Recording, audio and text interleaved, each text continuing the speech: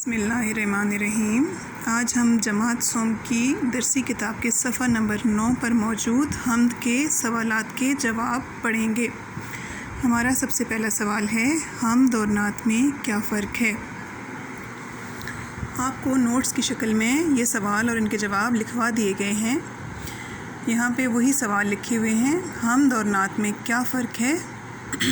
جس کا جواب ہے، جس نظم میں اللہ تعالیٰ کی تعریف بیان ہو اسے حمد کہتے ہیں، اور جس نظم میں حضرت محمد صلی اللہ علیہ وسلم کی تعریف بیان ہو اسے نعت کہتے ہیں۔ آپ نے ہمیشہ یاد رکھنا ہے، جہاں بھی حمد ہوگی اس کا کیا مطلب ہوگا کہ اس میں اللہ تعالیٰ کی تعریف بیان ہوتی ہے، اللہ تعالیٰ کی بڑائی بیان ہوتی ہے، اور جہاں بھی نعت ہو اس میں کس کا ذکر ہوتا ہے؟ ہمارے پیارے نبی حضرت محمد صلی اللہ علیہ وسلم کے متعلق ذکر ہوتا ہے، ان کی تعریف بیان ہوتی ہے، اس کو نعت کہتے ہیں۔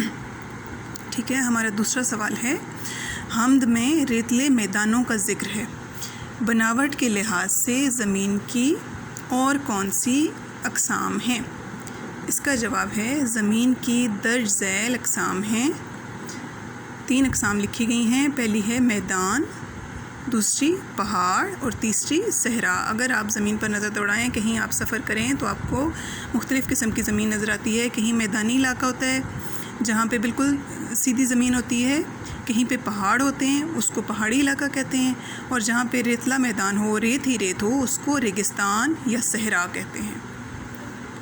اس کے بعد ہمارا تیسرا سوال ہے، پھولدار بوٹوں سے کیا مراد ہے؟ چند پھولدار بوٹوں کے نام لکھیں۔ اس کا جواب ہے، پھولدار بوٹوں سے مراد ایسے پودے ہیں جن پر پھول کھلتے ہیں۔ چند پھولدار بوٹے درج ذیل ہیں، موتیا، گلاب، چنبیلی۔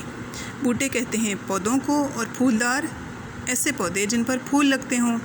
تو ان کی مثالیں یہاں پہ 3 لکھی ہوئی ہیں، آپ چاہیں تو ان میں اضافہ بھی کر سکتے ہیں یا ان کی جگہ اور بھی لکھ سکتے ہیں۔ جیسے یہ 3 تو لکھ دیے گئے، موتیا، گلاب، چنبیلی، آپ اس میں اضافہ کر سکتے ہیں، سورج مکھی لکھ سکتے ہیں، گیندا لکھ سکتے ہیں، یا اور کوئی پھولدار پودا جس کا نام آپ کے ذہن میں ہو، آپ اس کا اضافہ اس میں کر سکتے ہیں، کیونکہ یہ ان کی چند مثالیں ہیں جو ہم نے لکھنی ہیں۔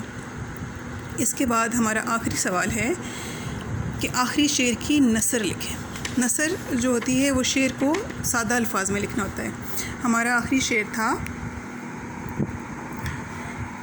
وہ خالق ہے زمین و آسماں کا، وہ مالک ہے مکاں لا مکاں کا۔ تو اس کی نثر کچھ اس طرح ہوگی کہ اللہ تعالیٰ زمین اور آسمان کا خالق ہے، وہ مکاں اور لا مکاں کا مالک ہے۔ یہ سوال پہلے سے آپ کی کاپی پر لکھے ہوئے ہوں گے، آپ نے ان کو اچھی طریقے سے یاد کرنا ہے۔